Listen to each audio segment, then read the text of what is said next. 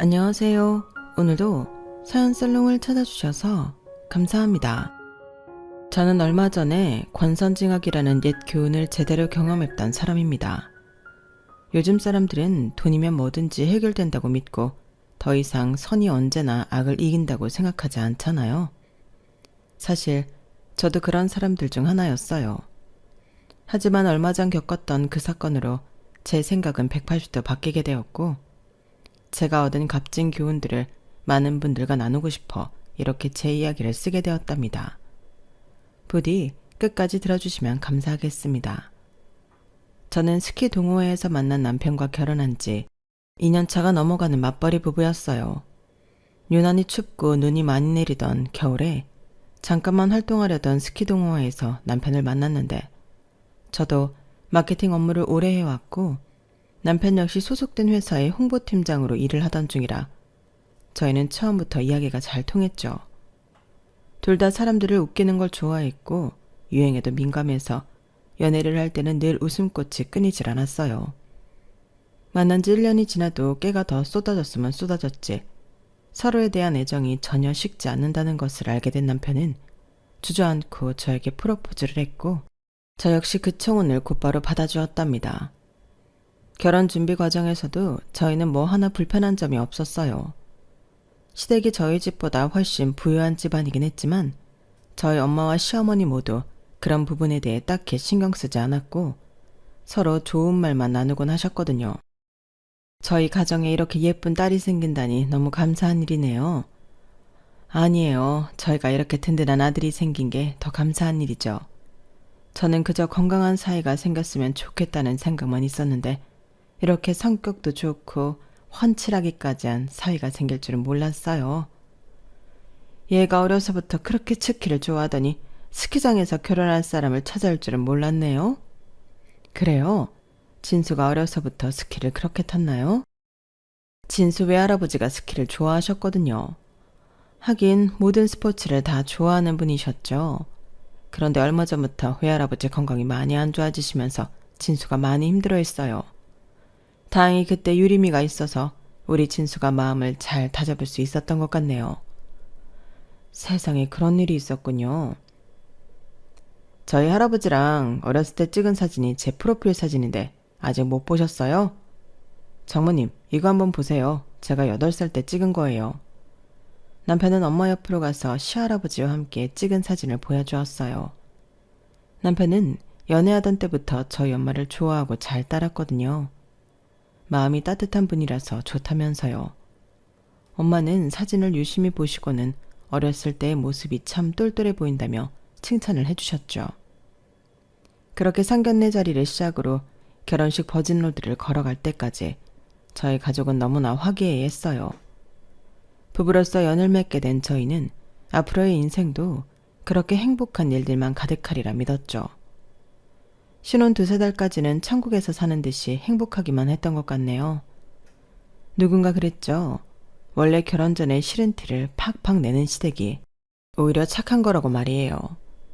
결혼 전에 밑바닥을 전부 오픈해줬다면 식을 올리기 전에라도 빨리 도망갈 수 있지만 식장에 들어선 이후에 도망가는 건 훨씬 어렵고 골치 아픈 일이니까요. 안타깝게도 저는 시집을 오고 나서야 시댁의 밑바닥을 서서히 알아가게 되었어요. 그 첫 번째 사건은 시어머니를 저희 신혼집에 처음 초대한 날이었답니다. 저희 부부가 결혼한 뒤 저희 친정엄마는 여건이 되실 때마다 반찬을 넉넉히 만들어서 나눠주시곤 하셨는데요. 시어머니가 오시기로 한 날, 저는 전날부터 재료를 다듬고 준비해서 메인 요리를 2가지 만들었고, 친정엄마가 가져다 주신 반찬을 밑반찬으로 함께 내놓아 상을 차렸어요. 시어머니는 환한 얼굴로 저희 집을 방문하셨다가 제가 준비한 음식을 몇 입 먹고는 젓가락을 탁 내려놓더군요. 얘 유리마, 이 요리랑 반찬 전부 네가 만든 거니? 아니에요. 이거 2개는 제가 만든 거고요. 나머지 밑반찬들은 며칠 전에 저희 엄마가 가져다 주신 거예요. 너 정말 너무하는 거 아니니? 네? 뭐가 마음에 안 드세요, 어머님? 메인 메뉴부터 밑반찬까지 전부 돈 아끼려는 티가 너무 나잖니? 고기의 질이 달라, 질이. 애초부터 메뉴 선정부터 너무 급이 떨어지는구냐. 혹시 너야말로 나한테 뭐 마음에 안 드는 거 있니? 일부러 이렇게 돈을 아끼는 거야? 아니에요, 어머님. 절대 그런 거 아니에요. 저는 제가 제일 잘할 수 있는 메뉴로 선정한 거예요. 그리고 어제 퇴근하면서 마트에서 직접 골라온 재료고요. 제가 꼼꼼히 확인하고 골라온 건데. 뭐 마트? 백화점이 아니라? 아니 얘야. 시어머니가 온다고 하면 당연히 땡땡 백화점에 가서 장을 봤어야 하는 거 아니니? 거기가 우리나라에서 가장 좋은 물건들만 드린다는 건 알고 있는 거지. 설마 그걸 모르고 그냥 아무 생각 없이 마트로 간 거니? 땡땡 백화점이 그런 곳인 줄은 몰랐어요. 특별히 장을 볼 곳이 따로 있는 줄은 몰랐네요. 죄송해요. 그리고 이 밑반찬들도 그래. 어떻게 이런 싼티나는 재료로 만든 반찬을 우리 아들 먹일 생각을 하는 거야? 모르면 배워라. 어? 앞으로 너희 친정에서 먹고 살았던 것처럼 이런 저렴한 음식들로 우리 아들이나 나한테 대접할 생각은 마라. 알겠니? 싼티난다느니 저렴하다느니 시어머니의 거침없는 언행에 저는 정말 큰 충격을 받았어요. 그 전까지는 시어머니가 그저 인자하고 우아하신 분인 줄로만 알았거든요. 물론 저 대화를 하면서도 우아한 말투는 유치했지만 그 안의 내용이 너무나 날카로웠죠. 저희 친정엄마가 자식 생각하시면서 열심히 만들어 오신 반찬과 제가 전날부터 공들여 준비한 요리가 그런 평가를 받을 줄은 정말 상상도 못했어요. 뿐만 아니라 저는 평생 동안 음식 장 보러 갈 때는 당연히 마트를 이용해 왔거든요. 누가 음식 재료 사러 백화점을 갈 생각을 하냐고요. 시어머니의 말들은 상처가 되면서 동시에 너무나 생소하고 당황스러웠어요. 그래서 저는 앵무새처럼 죄송하다는 말만 반복할 수밖에 없었죠. 그러자 시어머니는 다시 우아한 말투로 그래 알았다. 다음에는 제대로 대접 좀 해주렴 라고 대꾸하셨어요. 그러곤 밥을 반 그릇도 비우지 않고 커피도 안 마시고 그냥 가버리셨죠. 시어머니가 집을 떠나고 나서야 이성이 돌아온 저는 너무나 화도 나고 어이도 없어서 눈물이 더 나더군요. 저는 일단 속상한 마음을 꾹 누른 채로 상이며 주방 정리를 전부 마쳤고 씻고 나오는 남편을 거실로 불러다 앉혔어요. 당신 나랑 얘기 좀 해. 왜 그래? 갑자기 왜 화를 내? 화를 내는 게 아니라 당연히 기분이 좋을 리가 없잖아. 방금 어머님이 우리 엄마랑 내가 한 요리들 보고 말씀하신 거 너무 심하게 하신 거 못 봤어? 우리 엄마가? 무슨 말을 심하게 했다는 거야? 엄마가 언성 하나도 안 높이고 잘 타이르셨잖아. 뭐라고? 내가 한 요리는 그렇다 쳐. 우리 엄마가 한 반찬들 보고 저렴하다느니 싼 티가 난다고 말하시는 게 그게 말을 심하게 한 게 아니야? 무조건 언성 높이고 소리를 질러대야 말을 심하는 게 아니잖아. 우리 엄마는 음식에 대해서는 예민하셔. 아무래도 가족들 입에 들어가는 거니까. 그리고 솔직히 백화점보다는 마트가 저렴한 게 맞잖아. 그래서 지금 어머니 말이 다 맞다는 거야? 왜 자꾸 화를 내? 그래, 싼 티가 난다는 건 좀 엄마가 실수했다고 치자. 그렇지만 엄마 의도는 그게 아니잖아. 좋은 재료로 음식하라고 좋은 점 해주시려다가 실수 한번 하신 것 같고 너무 뭐라고 하지 마. 시어머니가 분명히 심한 소리를 한 게 맞는데 남편은 자꾸만 시어머니가 언성을 높이지 않았다는 이유만으로 심한 소리를 한 게 아니라며 우겼어요. 남편과 너무 대화가 안 통하자 저는 속에서 천불이 나는 것 같았죠. 결국 저는 남편과의 대화를 포기하고 안방으로 문을 쾅 닫고 들어가 버렸고 일주일 내내 남편과 눈도 마주치지 않으며 냉전을 이어갔습니다. 며칠 동안이나 분위기가 냉랭하자 남편이 화를 풀어주겠답시고 어줌짝게 던지는 농담을 하면 그날 일에 대해서 할 말이 없냐며 노려보았죠. 그랬더니 일주일 뒤 남편이 마지못해 미안하다고 사과를 해오더군요. 그날 시어머니 말이 심했다면서 자기가 앞으로는 그렇게 말하지 말라고 잘 말씀드리겠다면서요. 남편의 진중한 태도에 저는 그제서야 화를 풀었죠. 그런 일이 있고 나서 얼마 지나지 않아 저는 시어머니를 또 만나게 되었는데요. 바로 시할아버지 병문안을 가는 날이었어요. 시할아버지는 결혼 1년 전에 류게릭병을 진단받으시고 저희가 결혼한 이후에는 계속 요양 중이셨거든요. 결혼식에 오실 때만 해도 걸어오셨는데 결혼식 이후에는 아예 다리를 쓰지 못하는 상황이 되셨죠. 그런데 저희가 신혼여행을 다녀왔을 때부터 약 반년 동안이나 시어머니는 시할아버지 병문안을 못 오게 하셨어요. 시할아버지 건강이 너무 안 좋아서 사람들을 자꾸 만나면 몸에 무리가 간다나요? 저는 솔직히 그 말이 이해가 안 갔지만 남편은 시할아버지 건강이 악화될 수도 있다는 말에 펄쩍 뛰며 병문안을 절대 가지 않았죠. 그러다 반년 만에 시할아버지 상태가 호전되셔서 만나게 되니 남편은 잔뜩 신이 나서 아침부터 시할아버지 댁으로 향했어요. 입이 귀에 걸렸네 걸렸어. 그렇게 좋아? 할아버지는 나한테 부모님 같은 존재이기도 하거든. 할아버지 돌아가시고 나서 엄마는 평소처럼 똑같이 일만 하셨는데 할아버지가 날 많이 챙겨주셨어. 엄마 몰래 햄버거 같은 것도 자주 사주시고 아버지 보고 싶다고 울면 달래주시고 내가 방황하지 않도록 옆에서 많이 도와주셨지. 아버지 보고 싶어서 울었어? 뭐 그땐 나도 어렸으니까. 그리고 우리 엄마 알잖아. 별로 살가운 분은 아니신 거. 물론 엄마도 다 날 사랑해서 그러신 거겠지만 어렸을 때는 날 달래줄 그럴 사람이 필요했는데 할아버지가 그걸 해주셨어. 하긴 저도 카리스마 있으면서도 인자하신 시할아버지가 좋았어요. 성공한 사업가라고 하셔서 처음 만날 때는 바짝 긴장하고 있었는데 저희 집 형편에 대해서는 하나도 신경 쓰지 않으시고 손주가 좋아하는 여자라는 이유 하나만으로 진심으로 환영해 주셨거든요. 그렇게 시할아버지 집에 도착해 반년 만에 다시 인사를 드리는데 저희 부부는 마음이 정말 많이 아플 수밖에 없었습니다. 시할아버지는 저희를 보자마자 진심으로 반겨주셨지만 이미 얼굴 근육이 많이 상하셔서 웃지를 못하셨고 말도 정말 힘겹게 하셨거든요. 저희 시할아버지 앞에서는 하나도 내색 않고 웃으며 대화를 나눴지만 저희 둘 다 속으로는 울음을 많이 삼킬 수밖에 없었어요. 어쨌든 시할아버지 앞에서는 속도를 맞춰드리면서 천천히 대화를 나누며 그간의 안부를 묻고 있었는데요. 대화 중에 시할아버지가 자꾸만 저에게 따로 할 말이 있다는 듯이 쳐다보시는 거예요. 제가 그런 생각이 들 수밖에 없었던 게 시할아버지가 남편이 잠깐 핸드폰을 보는 등 시할아버지에게서 고개를 돌릴 때마다 기다렸다는 듯이 저를 계속 쳐다보셨기 때문이거든요. 그래서 제가 시할아버지께 다가가 조금 작은 목소리로 무슨 할 말이 있으시냐고 물어보았어요. 제 말이 떨어지자마자 시어머니가 후다닥 오시더니 제 어깨를 잡고 뒤로 밀쳐내는 겁니다. 뭐 하는 거니? 왜? 무슨 일이야? 아니 그게 할아버님께서 할 말이 있으신 것 같아서요. 아버지, 손주 며느리한테 할 말 있으세요? 아니다. 시할아버지가 움직임이 자유로운 오른손을 휘휘 저으시며 아니라고 하시자 시어머니는 저에게 날카로운 목소리로 추궁을 하기 시작했어요. 막말을 하더라도 우아함을 잃지는 않던 시어머니가 자제력을 잃고 화를 내는 건 처음 봤죠. 너 왜 거짓말하니? 제가요?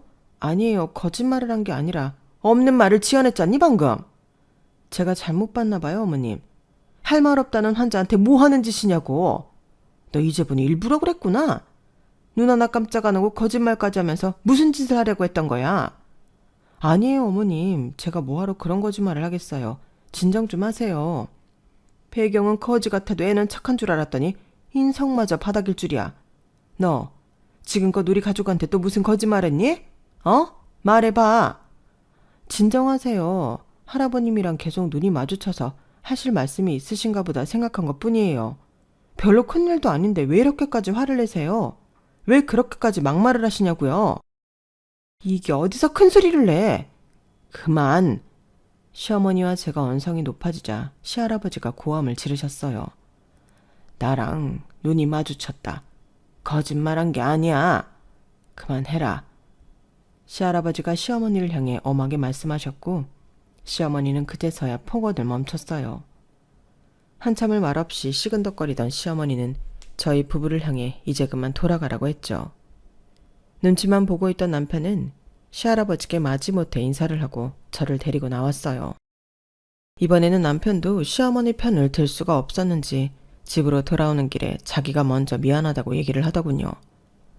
시어머니가 갑자기 왜 그러셨는지 본인도 모르겠다면서 자기가 잘 달래보겠다며 저에게 몇 번이나 미안하다고 사과를 했어요. 남편의 말에 당황스럽고 화가 났던 제 마음이 그래도 조금 진정이 됐죠. 그리고 그 이후 한동안은 시어머니랑 서로 연락도 안 하고 지냈네요. 연락을 안 하고 산 지 4개월 정도가 넘어가자 솔직히 별로 내키진 않았지만 그래도 며느리인 제가 먼저 연락을 드리고 찾아뵈어야 하는 게 맞다는 생각이 들었어요. 물론 저와 제 친정에 대해 막말을 한 건 저도 용서할 수 없지만 그래도 시어머니한테 저도 언성을 높이긴 했으니까요. 제가 먼저 다가가면 시어머니도 그날 일에 대해서는 미안하다고 하실 줄 알았어요. 마침 명절이 다가오고 있으니 선물을 좀 신경 써드리면 자연스럽게 화해를 할 수 있겠다 싶었죠. 그래서 시어머니가 예전에 얘기했던 땡땡 백화점으로 가서 고급스러운 닭이 세트를 구매했답니다. 시어머니가 차 마시는 걸 좋아하시거든요. 명절 첫날 시댁에 도착한 저는 약간 긴장되는 마음으로 정성껏 준비한 선물을 드렸어요. 하지만 시어머니의 반응은 제가 기대했던 것과는 사뭇 달랐죠. 그래, 닭이 세트구나. 엄마, 와이프가 엄마 생각해서 되게 열심히 준비했어. 어머님이 차를 좋아하신다고 해서 준비해봤어요. 이건 프랑스 브랜드의 차인데 향이 그렇게 좋대요. 이거 전부 땡땡 백화점에서 준비한 거예요. 시어머니는 그제서야 뚱한 표정으로 선물을 확인하더군요. 그런데 포장지를 열어 닭이 세트를 한번 눈으로만 훑어보더니 다시 닫아버리는 거예요. 닭이 세트 하나 제대로 사오질 못하는구나. 단순하기만 하고 우아한 멋은 없고 포장지는 쓸데없이 화려하고 차는 어디서 듣고 보지도 못한 걸 뭐하러 끼워왔니? 하긴 네가 격 있는 제품을 알아보는 눈이 있을 리가 없지. 그래, 정성은 받아주도록 하마. 시어머니는 혀를 끌끌 차더니 일하는 이모님을 불렀어요. 그러더니 제 선물을 그대로 이모님 쓰시라면서 넘겨버리더군요. 저는 얼굴이 뜨겁게 달아올랐어요. 남편조차 이건 아니라고 생각했는지 시어머니께 한마디를 덧붙였죠. 엄마, 너무한 거 아니야? 선물 준 사람 성의가 있는데 어떻게 그걸 바로 다른 사람한테 넘겨버릴 수가 있어? 와이프가 엄마 생각하면서 얼마나 열심히 골라왔는지 알아? 진수, 너 지금 네 엄마를 가르치려 들은 거냐? 아닌 건 아니라고 말하는 거야. 이건 해도 너무하잖아. 너야말로 네 와이프가 이딴 격없는 선물 골라오는 동안 뭐 했니? 와이프는 관리는 1차적으로 네가 책임을 해야지. 이 사다리 나게 해놓고 네가 감히 나한테 목소리를 높여? 시어머니의 고압적인 태도에 남편은 움찔할 뿐 더 이상 뭐라고 이야기하지 못했어요. 저희 부부는 감정이 상할 대로 상해서 시댁에서 보내는 시간 동안 시어머니랑은 거의 아무 말도 나누지 않고 명절에 해야 할 일만 얼른 마치고 나와버렸어요. 시댁에서 최대한 감정을 누르고 있던 저는 이후 방문한 친정에서 저도 모르게 눈물을 터뜨리고 말았죠. 친정에 도착해 엄마한테 명절 선물을 건네는데 사실 그건 같은 백화점에서 샀지만 닭이 세트와는 비교도 안 되는 일반 건강기능식품이었거든요. 그런데 그걸 받으시는 엄마가 너무나 환하게 웃으시면서 저희에게 고맙다고 하시는 거예요. 그런 엄마의 모습에 제 눈시울이 붉어지자 엄마가 걱정스럽게 물어보셨죠. 왜 그래? 무슨 일 있어?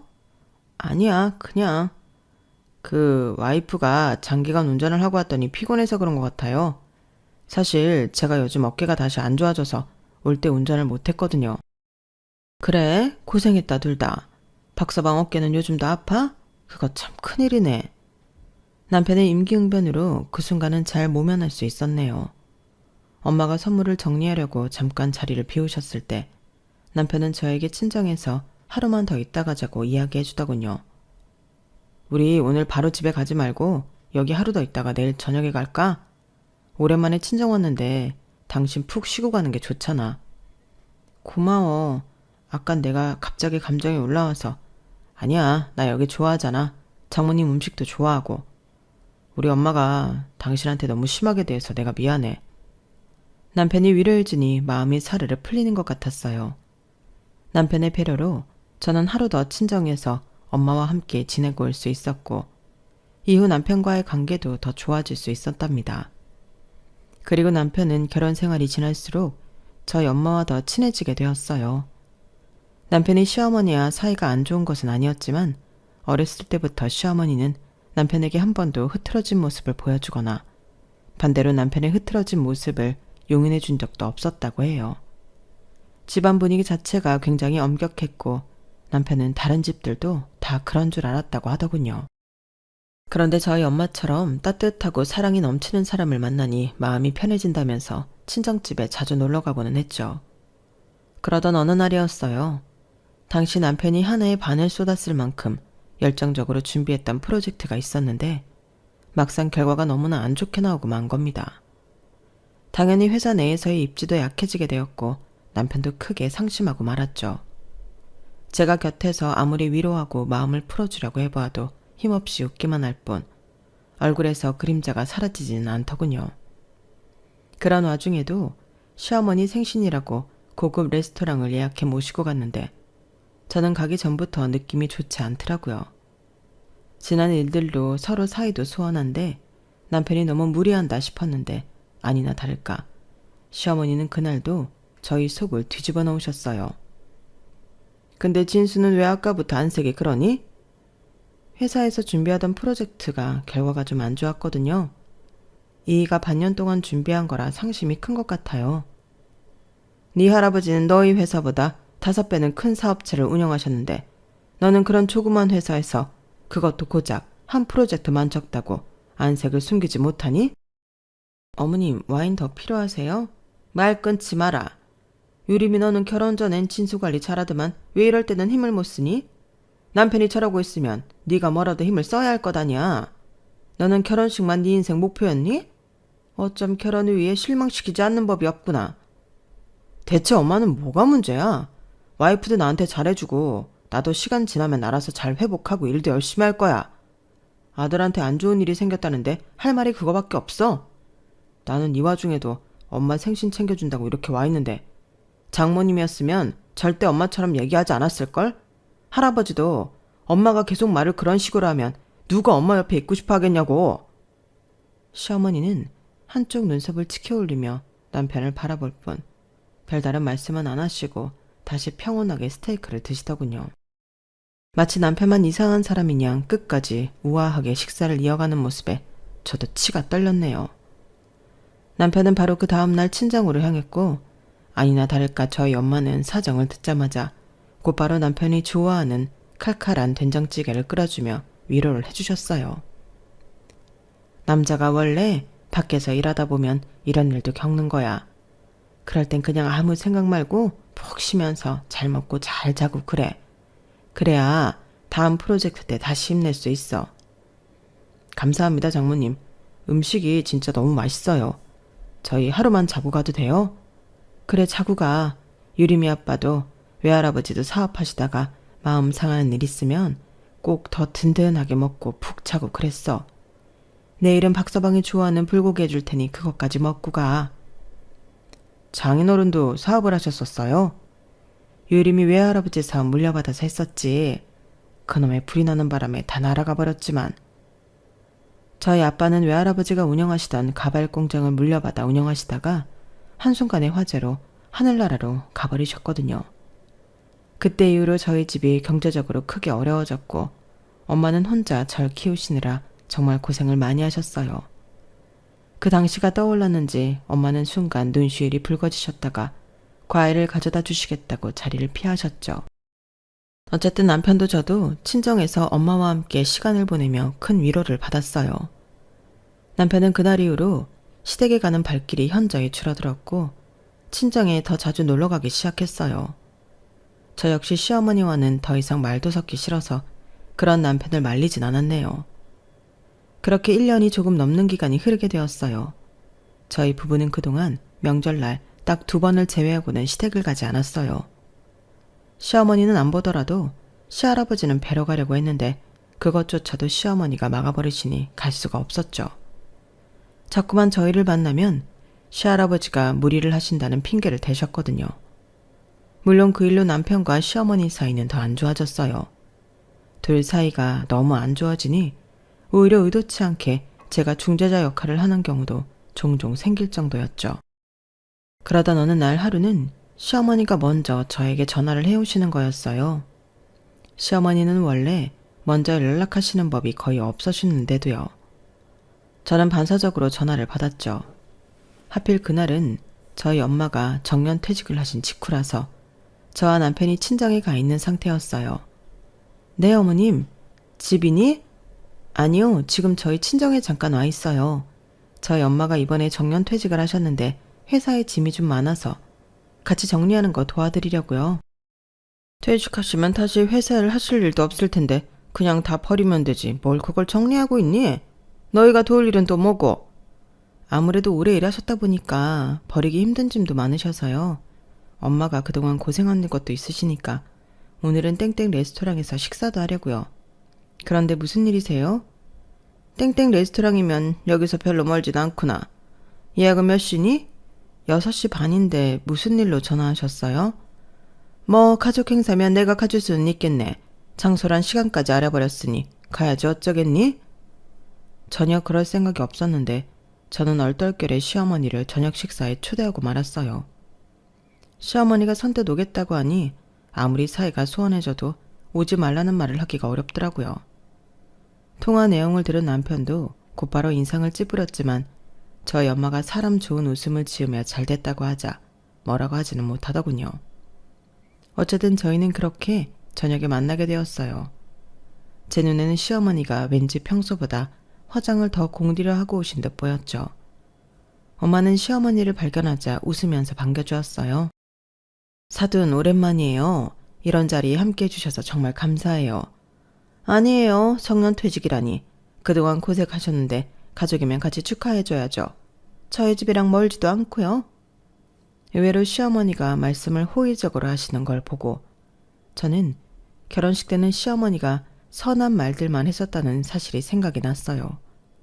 그때의 기억이 되살아나니 아무래도 저와 남편은 자식들이고 엄마와는 어른들끼리 만나서 대화를 나누는 거니까 시어머니도 막말을 하시지는 않으시겠다는 생각이 들더라고요. 그래서 긴장했던 마음을 놓고 편하게 식사를 즐기기 시작했어요. 그나저나 26년이나 근무를 하셨다고요? 애들 축하해주러 갈 만하셨네요. 젊은 시절을 한국에서 다 보내시다니 대단하세요. 아니에요. 저는 우리 유림이랑 진수 이렇게 예쁘게 결혼생활 하는 것만 봐도 지난 세월 하나도 아깝지 않아요. 그럼 앞으로는 경제활동을 어떻게 하시려고요? 계획해둔 건 있으세요? 글쎄요. 당분간은 완전히 쉬지는 못할 것 같아서 차차 생각해봐야죠. 그나저나 진수 할아버지 건강은 좀 괜찮으세요? 애들 말로는 간병도 자주 가고 그랬다는데. 네, 잘 지내고 계시죠? 그럼 그게 왜 궁금하세요? 뭐 그야 애들이 몇 번 얘기도 했고 저도 돌아가신 저희 아빠 생각도 나고 해서요. 저희 아버지는 땡땡 사업을 100억 원대 규모로 운영하셨고 가지고 계신 건물 수익만 해도 사돈과 애들 전 재산을 합친 거 10배 이상은 될 거예요. 그리고 조만간 저한테 건물을 물려주실 예정이시고요. 저희 아버지를 보고 어떻게 사돈 아버님을 떠올리실 수가 있으세요? 가발 공장 하셨다면서요. 저랑 남편은 시어머니 말에 그야말로 경악을 할 수밖에 없었어요. 기어코 벌어질 일이 벌어졌구나 싶어 저희가 나서려던 찰나 엄마가 먼저 웃으면서 대꾸를 하시는 겁니다. 그 당시 사업이 뭐 전부 그런 식이었죠. 사돈집도 아마 비슷하셨을 거예요. 왜 자꾸 전혀 급이 다른 저희 집이랑 비교를 하시는 거죠? 저는 당장 다음 주면 건물주가 돼요. 사돈, 저희 아버지가 유산을 일찍 물려주기로 하셨거든요. 퇴직금 꼴랑 몇천 받고 끝나는 사돈이랑은 다르죠. 전 죽을 때까지 가난할 일이 없지만 사돈은 그 몇천 가지고 남은 인생 살아가려면 막막하지 않으세요? 하긴 그 돈으로 노후가 해결되는 건 아니죠. 맞는 말씀입니다. 저희 건물에서 청소라도 하시든가요. 월 100만 원 정도는 맞춰줄 테니까. 그래요, 알겠습니다. 하도 남의 아들을 끼고 살길래 뭐 대단한 거라도 있으실 줄 알고 와봤는데 그 나이 되도록 이런 거 하나 없이 참 딱하시네요. 제가 뭐가 가진 게 있겠어요. 진수가 워낙 착하니까 절 잘 챙겨주는 거죠 뭐. 몇 번이나 남편과 제가 나서서 말리려고 해도 엄마가 너무 자연스럽고 너무 넉살 좋게 그 소리를 다 받아주고 계시니 저희가 나설 수가 없어서 결국 저희 식사 자리가 다 끝날 때까지 금붕어처럼 입만 뻐끔대기만 했네요. 레스토랑에서 나온 남편은 시어머니를 바래다 드리겠다며 일부러 황급히 시어머니를 데리고 가버렸고 저 역시 엄마한테 얼른 다가가 괜찮은지 물어보았어요. 그런데 저희 엄마가 정말로 아무런 불편한 기색 없이 괜찮다며 오히려 저를 토닥이는 거예요. 그 인자한 모습에 저는 저희 엄마가 보살인 줄 알았네요.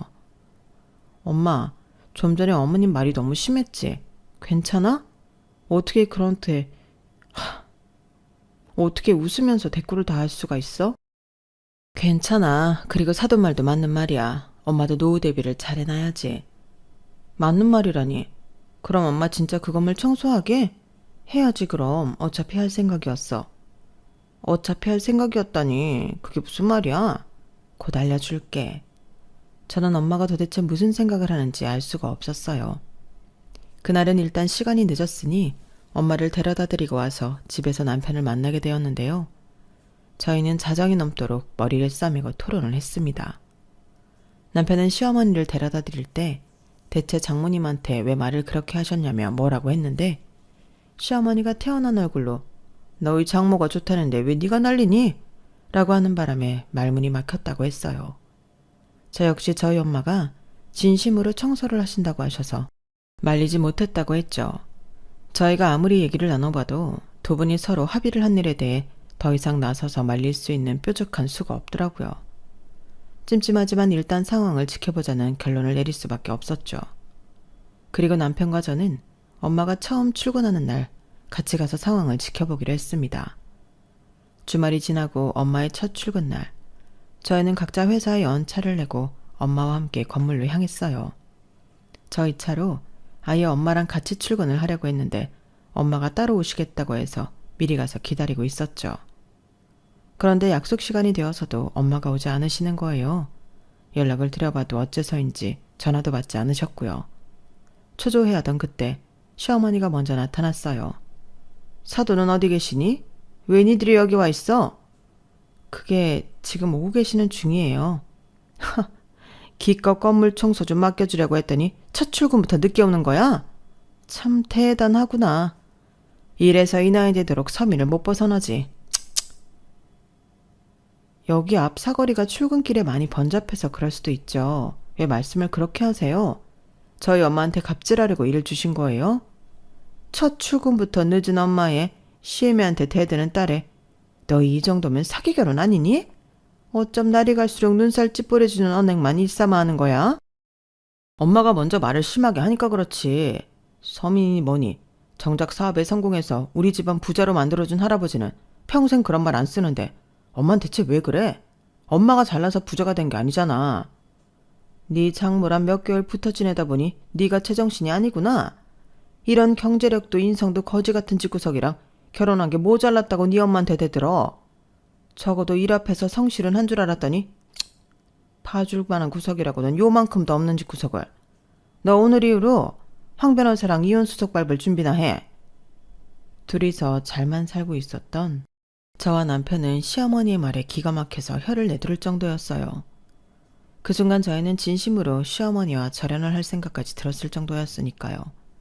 그런데 그때 시어머니 등 뒤로 저희 엄마가 오시는 게 보였어요. 남편과 저는 엄마의 모습을 보고 입만 떡 벌릴 뿐 아무 말도 할 수가 없었는데요. 저희 엄마가 글쎄 시할아버지의 휠체어를 밀어주면서 오고 계신 거예요. 저희가 넋을 놓고 뒤쪽을 바라보자 시어머니도 뒤를 돌아보고 입을 떡 벌리시더군요. 아니, 사돈 지금 뭐 하는 거예요? 남의 아버지를 왜 사돈이 모시고 와요?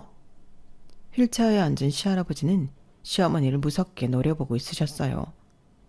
저희 엄마는 그전과 똑같이 인자한 웃음으로 대답했죠. 그건 곧 도착하실 황 변호사님이 말씀해 주실 것 같네요. 차 대고 오실 거라 좀 늦으실 거거든요. 뭐라고요? 그러니까 당신이 뭔데? 제가 뭐냐면요. 당신이 그동안 감금하고 있던 당신 아버지를 구출해 준 사람이죠. 그리고 당신 집안 사업이 번성할 수 있도록 아낌없이 투자해 준 초기 투자자의 딸이고요. 엄마의 말에 저희 부부와 시어머니는 깜짝 놀랄 수밖에 없었습니다. 상상도 못했던 이야기였기 때문이에요. 황 변호사가 대체 왜 거기 있는 거야? 제가 누누이 말씀드렸잖아요. 제 고용주는 그쪽이 아니라 회장님이라니까요. 오늘 온 건 이 건물을 서화영 씨한테 넘겨드리기 위해서입니다. 그쪽이 아니라요. 건물을 넘기다니. 이 건물을? 이 건물은 서화영 씨의 부친이신 고 서홍원 씨의 투자 지분으로 세워진 거라고 회장님이 직접 진술하셨어요. 87년에 작성했던 서류도 전부 지금까지 보관하고 계셔서 법적으로 아무런 문제 없이 서화영 씨에게 넘어갈 겁니다. 아버지, 이게 다 무슨 말이에요? 이 건물 저한테 주기로 했잖아요. 이 인간들이 아버지한테 뭐라고 했길래 갑자기 이러는 거예요? 당신들, 지금 정신이 온전치 못한 우리 아버지한테 뭐라는 거야? 내가 직접 그러라고 했다. 내가 말은 편히 못해도 정신은 멀쩡해. 네가 감히 나를 노망난 노인 취급을 해? 그동안 네가 내 도장으로 멋대로 가져간 내 재산 전부 다 되돌려 놓을 테니 그런 줄 알아라. 시할아버지는 얼굴이 새빨개지도록 역정을 내셨어요. 덕분에 건물 내 모든 사람들이 저희 쪽을 쳐다보게 되었고 사람들의 시선에 자신의 체면에 금이 가는 걸 느낀 시어머니는 더 이상 대꾸도 못하고 있었죠. 곧이어 황 변호사가 줄줄이 설명하는 내용에 저와 남편은 경악을 금치 못했어요. 그동안 시어머니는 시할아버지를 집에서 나오지 못하게 통제하며 저와 남편을 포함한 다른 가족들과 만나지 못하도록 막아왔다고 해요. 왜냐하면 평소 시할아버지가 가족들에게 재산을 골고루 나눠주고 약 30%에 해당하는 재산은 사회에 환원하실 거라고 말해왔기 때문인데요. 그렇게 되면 시어머니에게 돌아올 재산이 많지 않기 때문에 시할아버지가 거동이 불편한 것을 기회로 삼아 그동안 많은 재산을 자기 마음대로 증여받아왔다고 해요. 시할아버지의 도장을 가지고 서류를 전부 자기 마음대로 작성해오면서 말이죠. 다행히 제 결혼식 때 저희 엄마와 시할아버지가 우연히 만나게 되면서 그동안 시어머니 몰래 저희 엄마가 시할아버지의 수족이 되어주었다고 합니다. 사실 상견례 때 진수가 나한테 보여줬던 사진을 봤을 때부터 알아보긴 했었어. 어릴 적 우리 아버지 친구였다는 걸 말이야.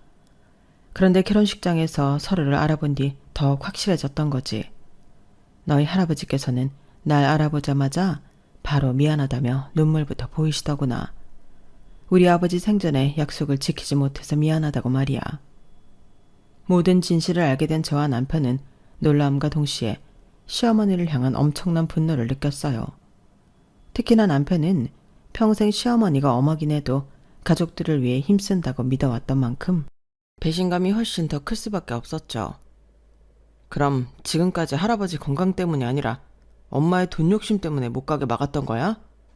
할아버지 재산을 죄다 엄마 재산으로 빼돌리느라 그렇게 바빴던 거라고? 할아버지는 불치병에 걸린 분이야.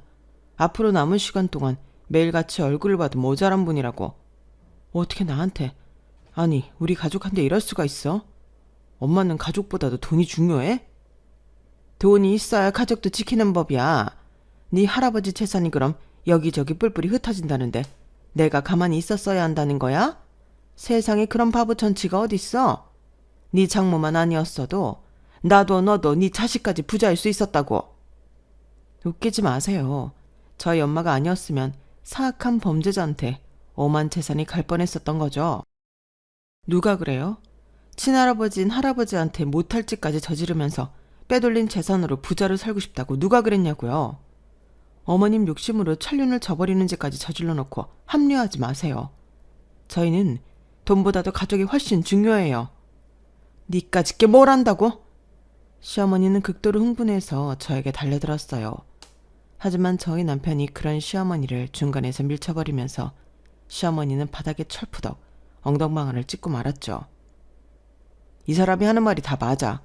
엄마야말로 뭘 안다고 자꾸 엄마가 저지른 추악한 일들을 합리화하고 있는 거야. 지금부터는 내가 할아버지랑 장모님 편에 서서 엄마가 그간 저질러온 일에 대한 죗값을 치르게 할 테니까 두고 봐. 엄마는 이제 내 엄마도 아니야. 다시는 우리 가족한테 얼씬도 하지 마. 바닥에 주저앉은 채 저와 남편의 비난을 들은 시어머니는 쉽사리 일어서지 못했어요. 그러자 시할아버지가 시어머니를 향해 이렇게 이야기했습니다. 네 손으로 지금 당장 도장 가져와라. 이제는 네가 아무리 발버둥 쳐도 도망갈 구석은 없을 게다. 지금 바로 도장 가져와서 이 건물 넘기고 그동안 멋대로 가져간 재산은 전부 진수한테 넘겨라. 아버지! 아니면 나도 봐주지 않고 법대로 할 테니. 회장님 재산은 오늘부터 하나씩 회장님 뜻대로 처분이 될 겁니다. 그중 박미자 씨 당신한테 돌아갈 몫은 없어요. 도장 안 가져와서 그동안 친부를 감금하고 문서를 위조했던 죗값을 감방에서 받으실래요? 아님 당장 서류에 도장 찍으실래요? 황 변호사의 말에 시어머니는 눈이 새빨개질 정도로 부들부들 떨며 황 변호사를 노려보았다가 어금니를 꽉 물고는 도장을 가지러 갔어요. 그 뒤를 저희들도 따라갔죠. 건물 맨 꼭대기층의 사무실에서 황 변호사는 정말로 그 자리에서 모든 서류를 작성해버렸어요. 그 모습을 시할아버지와 엄마, 저와 남편이 모두 지켜보고 있었죠. 이후 황 변호사는 서류를 처리하기 위해 이동했고 저희 가족은 시어머니를 건물 밖으로 내쫓았어요. 경비 직원분들께 단단히 일러두었으니 허튼 짓 할 생각 말아요. 당신 얼굴, 목소리 전부 다 아는 직원들이니까. 앞으로는 이 건물에 한 발자국도 못 들일 겁니다. 아셨어요? 시어머니는 엄마를 죽일 듯이 노려보다가 택시를 타고 가버렸어요. 모든 소란이 끝나고 그제서야 저희 가족은 서로를 부둥켜 안을 수 있었답니다. 특히 오랜만에 만난 시할아버지와 남편은 그날 하루가 다 가도록 그동안 쌓였던 대화를 나누었죠. 그날 이후 저희 엄마는 정말로 그 건물 청소를 시작하셨어요. 제가 굳이 굳은 일 하지 않으셔도 된다고 말려도 한평생 일하면서 살다가 갑자기 쉬면 몸이 오히려 찌뿌둥하고 힘들다면서 매일같이 건물을 관리하셨죠. 시어머니에게서 시할아버지 재산을 받은 남편 역시 건물주가 되었는데요. 저희 부부는 논의 끝에 각자 다니던 회사는 계속 다니되 만약 아이가 생기면 퇴사를 고민해보기로 결정을 내렸답니다. 그래서 저희 가족들의 생활은 사실 크게 바뀐 것은 없어요. 다만 전보다 훨씬 자주 시할아버지를 뵈러 갔고 엄마도 같이 오셔서 즐거운 시간을 보내게 되었죠. 시어머니는 그날 이후 원래 살던 궁궐 같은 집에서 쫓겨나 손바닥만한 단칸방으로 들어가 살게 되었어요. 시할아버지가 그 집마저 처분해서 사회에 환원해버렸기 때문이죠. 평생 제대로 된 일을 안 하고 살았던 시어머니라 밥은 먹고 사나 싶었는데 요즘 보니까 녹즙 배달을 하고 계신 것 같더라고요. 그날 이후 워낙 교류가 없다 보니 확실하진 않네요. 다만 3개월 만에 잠깐 만났을 때 시어머니의 몰골은 전보다 10년은 더 나이 들어 보였다는 건 똑똑히 봤어요. 하지만 하나도 불쌍해 보이진 않더라고요. 본인이 저지른 죄에 비하면 별로 그렇게 강한 벌을 받는 것 같지도 않았거든요. 저의 긴 이야기는 이렇게 끝이 났답니다. 긴 이야기 모두 들어주신 분들께 감사의 마음을 전합니다. 세상을 살아가는 데 있어 물론 돈은 정말 중요한 요소이지만 그보다 더 중요한 가족들과의 사랑을 더 챙기는 한 주가 되시길 바라요. 감사합니다. 여러분, 사연 댓글에 응원과 현명한 조언 부탁드려요. 좋아요와 구독은 저에게 큰 힘이 됩니다. 오늘도 좋은 일 가득하세요.